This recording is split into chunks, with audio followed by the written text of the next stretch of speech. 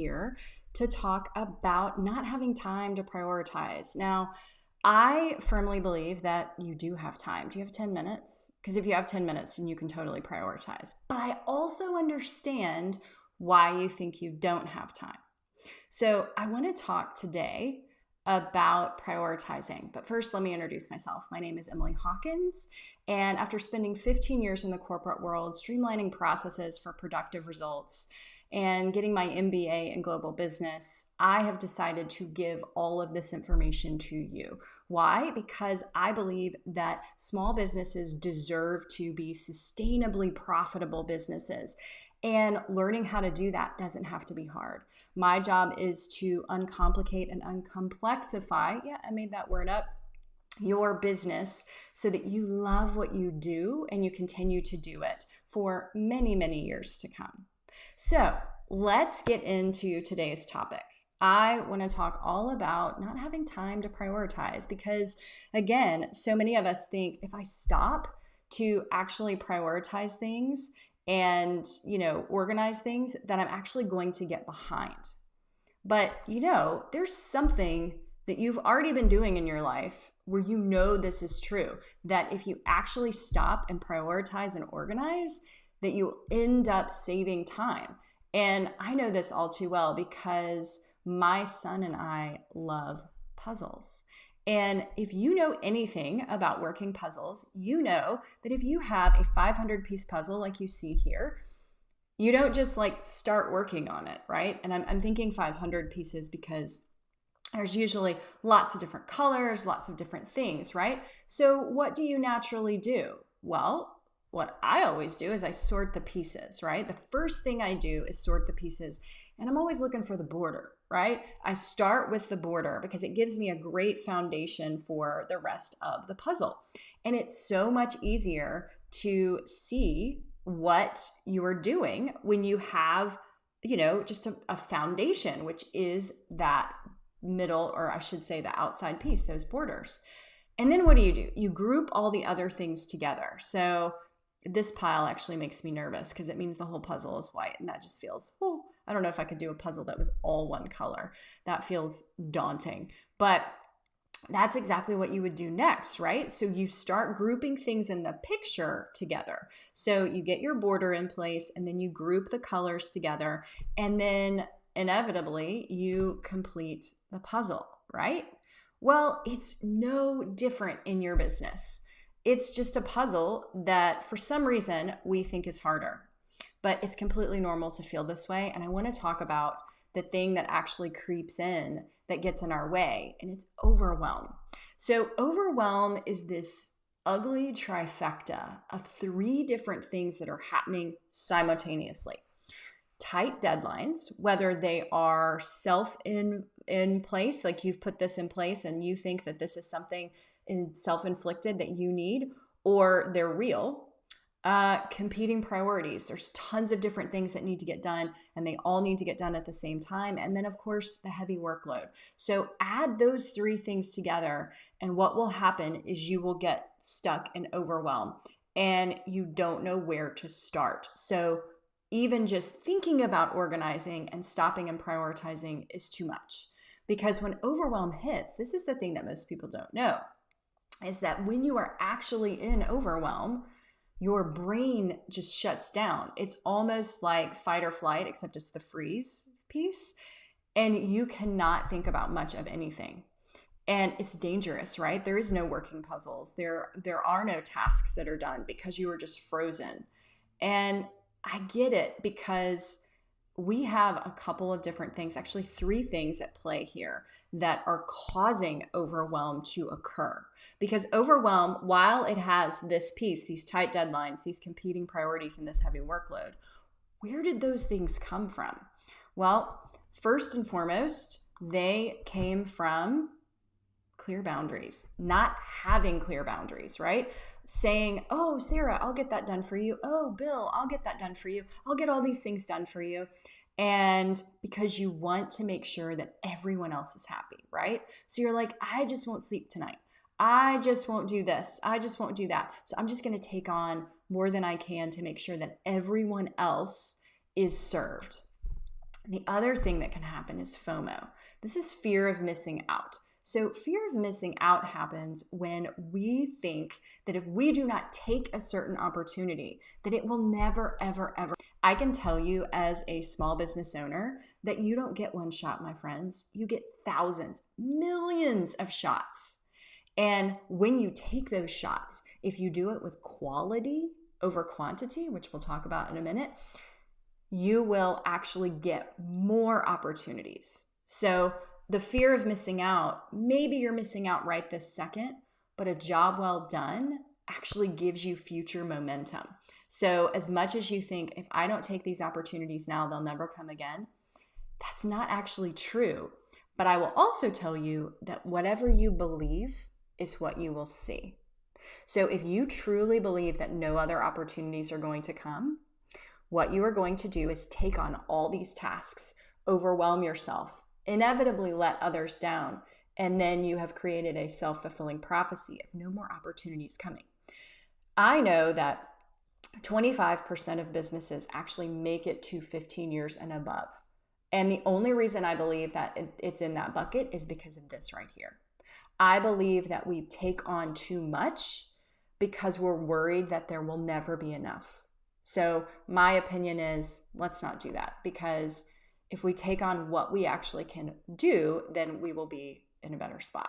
So the next one is having unrealistic expectations. I know you don't do this, right? I never do this. Like on a Monday morning, make this to-do list that has, solve world hunger, create a completely new funnel for my business, redo my marketing, rebrand myself, all the things, right? Of course, we all do it.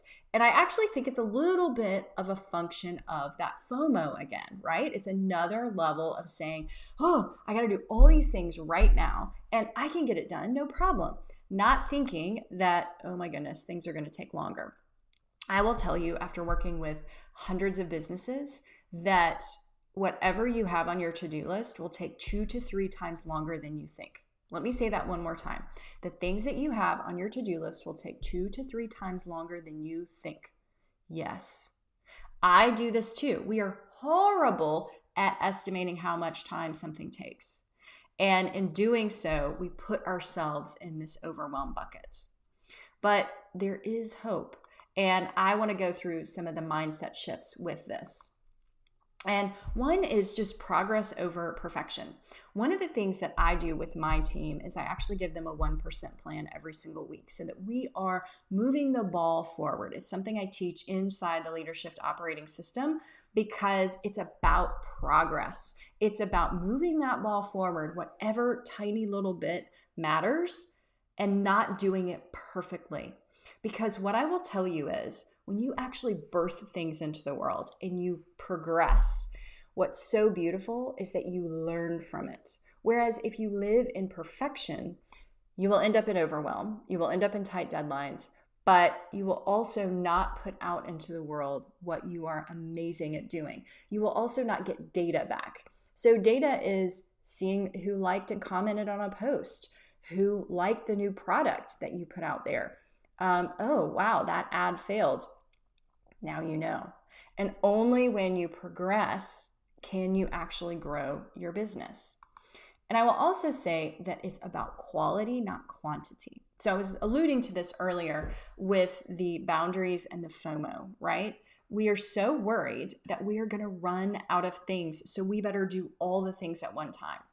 I will tell you, if you focus on one task, one specific project, task, whatever it is, stream of income for a period of time, let it grow, and then you can bring on more. But it's all about focusing on quality, one thing at a time, and then quantity comes over time.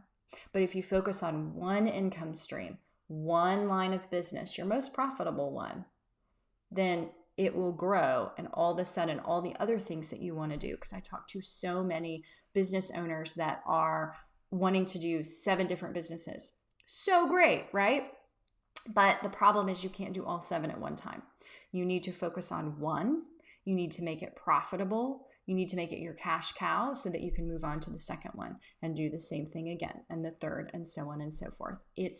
It seems counterintuitive, but I tell you from personal experience that focusing on one thing at a time, you get so much more done. Now, I want to share with you how to unleash your task prioritization wizardry.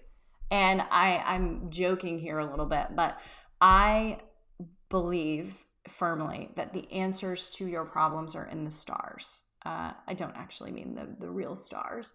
I actually mean an acronym that I came up with many, many moons ago. And it was in a fit of frustration, actually, where I thought my team was less than productive. And guess what? So was I. And the reason is because we really weren't prioritizing needs. We were just bouncing back and forth between, one fire, here's another fire, and here's another fire, and never really sitting down and saying, what do we need to be doing?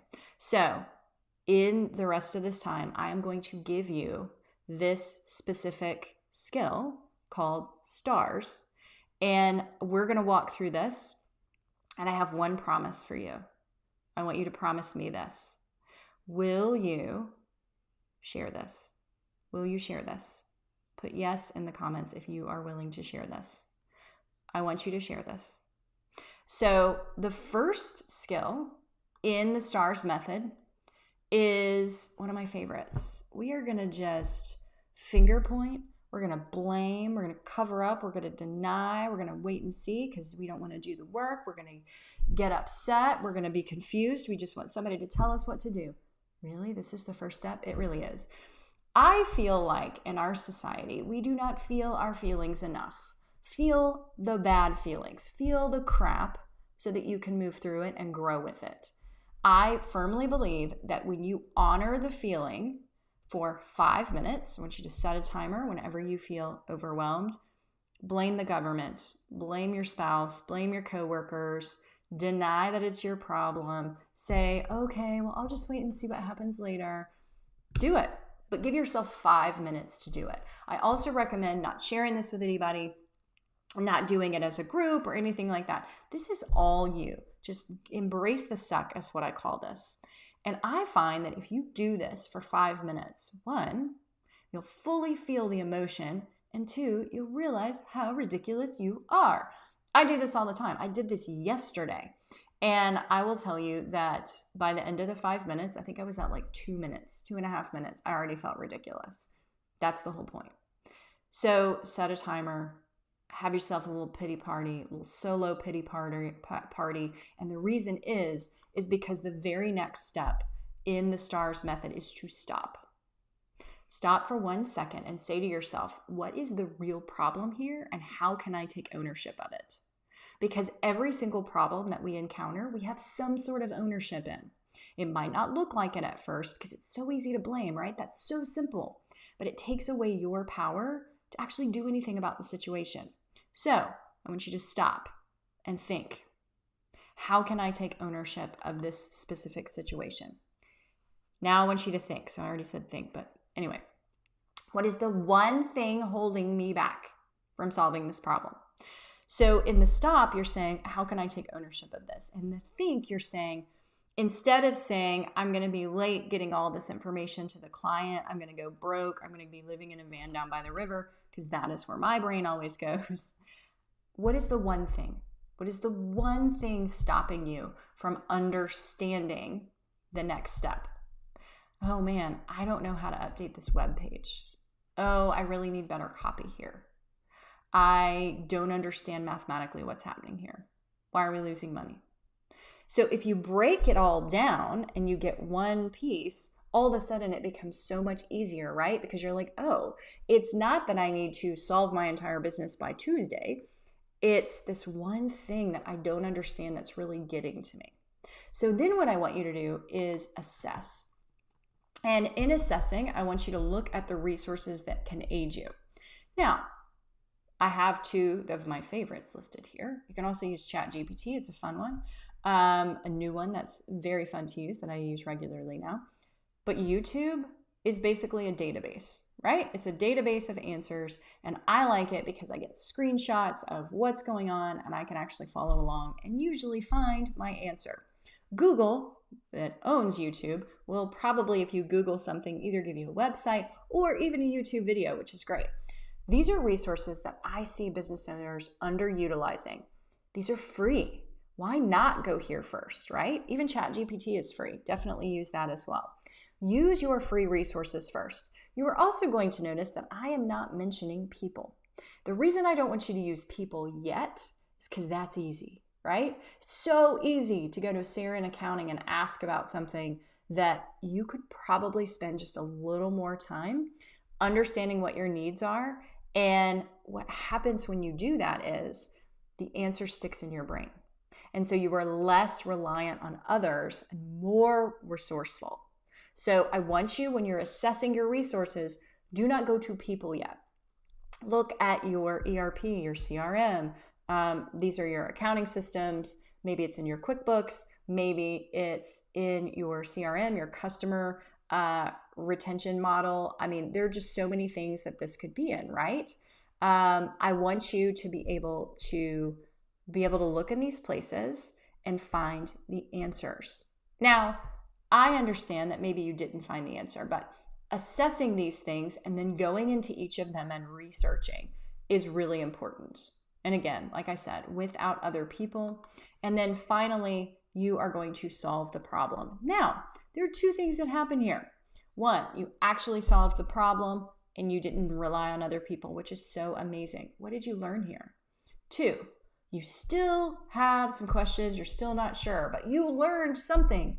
You have more information. And so now when you go to Sarah in accounting, you are not bothering Sarah because you are going to say, I had this question and I went here and I couldn't find the answer. And she might say, oh, wow, that was so resourceful of you. Now you're coming to me only after you looked. This will win friends and influence people. So again, this is the STARS framework. So you're going to start with below the line thinking, which is finger pointing, covering it up. It's not my job, denying. Again, this is all internal. This is all things we go through in the leadership operating system. And then you're going to stop and you're going to say, what is the problem and how can I take ownership of it? Then you're going to think, what is the one thing holding me back? Not the 10 things, the one thing holding me back. Then you're going to look at your resources, not people, and you're going to say, what do I have at my fingertips that could help me here? Google, YouTube, always great go-tos, but then you've got your internal systems that you can also look at. Reporting, your CRM, your ERP, any of those things. And then you're going to use them to research. So write them all down and then go through each and research. And then most likely you will solve, but if you do not solve, then go talk to other people. Now, you promised me something a few minutes ago, and I hope that you honored it. I want you to share this with your team. Because the one thing we didn't talk about is when you share these types of thought processes, teaching your team how to think, all of a sudden, you don't have as much on your list, right? You have less to prioritize because everything is being handled by people who actually might be better at the work than you are. Because most likely on your team, you have subject matter experts. And those subject matter experts have more time, availability, and expertise than you do. Utilize those people. Teach them how you think. Share this model with them. It will save you time. And if you thought you didn't have time to prioritize, I hope today that I proved that you do.